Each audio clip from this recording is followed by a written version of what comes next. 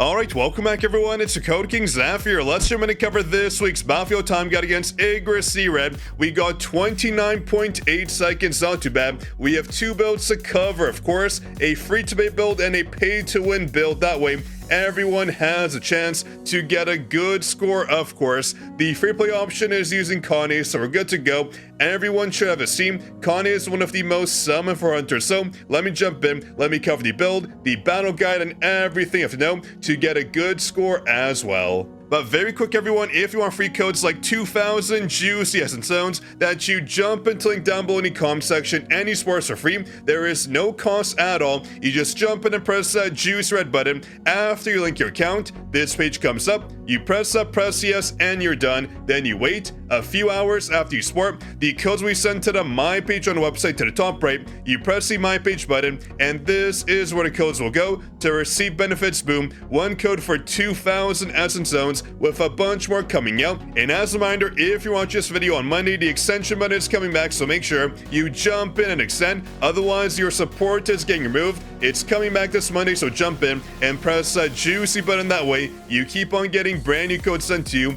And also big shout out to X. It is thanks to them we have this awesome build right here, and a shout out to Glorious Potato, the first commenter in our last juicy video. Now let's jump in and cover both the build guides. First off, let's go with the fast build. That is of course the IGRIS collab build right here, using Furin, using Yuki Puki, and of course we're using Mune, just because these hunters are so goated in this mode. They break, they give buffs, and the AoE on Mune is absolutely insane. When it comes to our shadows, as you can see, we have the brand new shadow equipped. Eros is one of the best shadows in the game for hunters due to the 20% defense reduction. Very OP. You want to run him, otherwise you're losing out on damage, and the passive comes up so quickly. But when it comes to hunters, as you can see, we're running a very interesting hybrid route for artifacts. We have the Blessing set on Mune, we have the Guardian and Obsidian set on Furin, and when it comes to Yuki Puki, she's our main damage dealer. She just nukes with her ultimate, so we want Toughness and Obsidian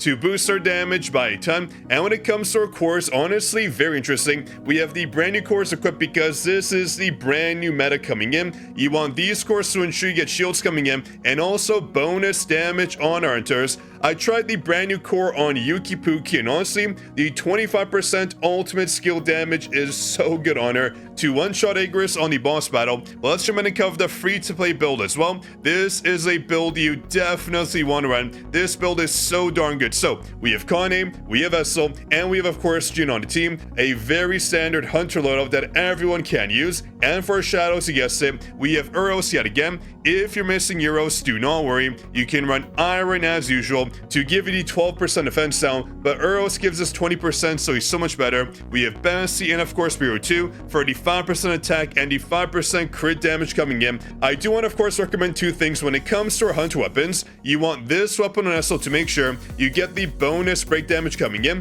due to the elemental weakness damage bonus, which results in more break damage coming in. And for Kane, yes, you want to swap out your weapon to this weapon right here if you have it. This is an event weapon that you can get for free if I can find it. This is the recommended loadout. I'm sure you noticed we get last attack coming in, but the issue is the crit rate right here, which poses no benefit in this mode because we already have the max crit rate being applied. So if the event weapon, we get a 10% crit damage increase, which is so much better. So use it if you have it. If you don't worry, you do not have to use it to get a good run. This run is very accessible. And when it comes to artifacts, as you guessed it, we have the toughness set on Kane, and I just realized I was missing an artifact piece. Oh man, that means I could have done the run faster. No, how did I miss that? We got a pretty good time, but I guess we could have done better, so I just self-nerfed for no reason.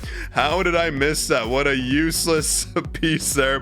The 2-set effect does nothing, so make sure that your artifacts are equipped, otherwise you're losing out on major damage. Unfortunate, but we have the Executioner set to make sure that we do not run out of mana. Okay, this set is ideal. You can use Obsidian if you want, but I do recommend this one because you're losing out on potential damage otherwise if you cannot manage your mana, which will be the case for most of you out there. And when it comes to also very standard, we have the Soul Analysis set to ensure more breaks come in, and these two sets are on Spore Hunters to make sure we get major attack gains. But when it comes to our cores, as you can see, we have the brand new cores equipped. I do want to mention for Connie, you can swap out either core, either using this one or this one here. I tried out the brand new core and I did get more damage coming in, so give it a try. It might work out for you. For me, the brand new core worked out just fine, so I stuck with it, even with the 10% damage loss from the stupid Guardian set. I can't believe it. So anyways, I digress.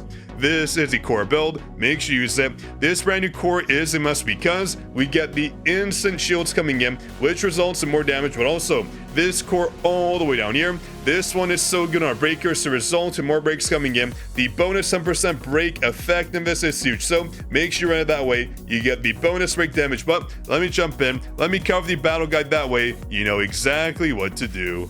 When it comes to the pay-to-win build guide, it is very simple. You want to dash in twice of Mune, and then use your E, and then proc it again right here. We use the E right here, then we swap into Yukipuki, and we do not do a thing because, well, Mune is one of the biggest AoEs in the game, clearing every single mob. It's so simple, right? Then once this mob spawns in, you want to use your E preemptively, then swap into Friend, use your Q, and you're good to go. The mob is dead. A very simple phase 1 and phase 2, but when it comes to IGRIS, you want to make sure that you dash in, use your shadows, use Friend's E to get the passive debuff applied, then you want to QT into Yukipuki Watch, dash shadows, E, the QT comes out, and then you want to Q right here, then you want to do core attack, then you want to Q again and use your E. It's up to you based on rotation, because your damages vary. The core attack comes out, the E right here, and then the ultimate to, you guessed it, one shot the boss, and beautiful. The time does depend. It depends on your damage initially, but you'll get around the 29-second mark every single time. Beautiful. A very simple run using multiple clap hunters, so it is more pay to win. Let me jump in and cover the free-to-play option, which is obviously, you guessed it, way more accessible. But here are the times that way you have a good reference point towards how fast you should be. The good thing is, when it comes to the free play option, it's pretty much the same as the build we've had in the past. Running the fire teaming as IGRIS, it is very familiar. It's actually the exact same. So once you spawn in, you want to use your Q right here, then your E, you tap it once, then you swap into Kane right away, you dash forward, use her E watch, use it right here, you dash, use the E, all the mobs should die, then you walk up here and use your Q watch, the Q comes out, every mob here dies, then you want to walk up right around to this mark, use your E, and core attack if you have it. You want to core attack right here and boom, all the mobs die. Then you want to walk back up here, use your E, then your base attack here will clear these mobs too, and beautiful, watch all the mobs die. Then you want to walk up right here and use your E, and it should kill the boss right here, if not use your base attacks. But there you go, the mob is cleared, so simple. Charge up the core attack as well. And when it comes to IGRIS, it is again a very standard loadout. We actually have more breaks coming in, so SL can break so much faster, which means you have to swap into Gina right away. So watch this, we dash up here, we use our shadows, we QT and SL to get more breaks coming in. Boom, the Q comes out, the core attack watch, Q core attack, and Q and core attack again. Very simple. Then once you press her E, that being the second base skill, you want to jump into Gina right away. Watch, the E comes out, we swap, we Q, then we press E, then you want to swap into Connie right here to ensure the damage comes out. Watch, we swap, we use a Q, the core attack comes out, then you E spam right here. I'm assuming if you use a core attack earlier, you can get the E out much faster, but you can see the amount of damage coming in is insane right here. We are talking a solid run, which I lost 10% damage on, which could have been faster. So using core attack first if you have it. That way these skills come up fast, and the damage output is insane. But we got 36 seconds. What a nice run. So if you enjoyed, drop a like. Make sure to subscribe, that way I do know, of course, you want more guides like this, and don't forget to jump in and support us if you want a bunch of juicy codes sent to you for 2,000 Ascent Stones and more. But here we go, I'll play the full battle guide, that way you can see exactly what's going on. And as a reminder, don't forget, this Monday you can jump in and extend your support to keep on getting brand new codes sent to you, because your support will be reset for the rainy season. But on that note, this is your Code King Zaf signing out. I'll catch you in the next juicy video, of course.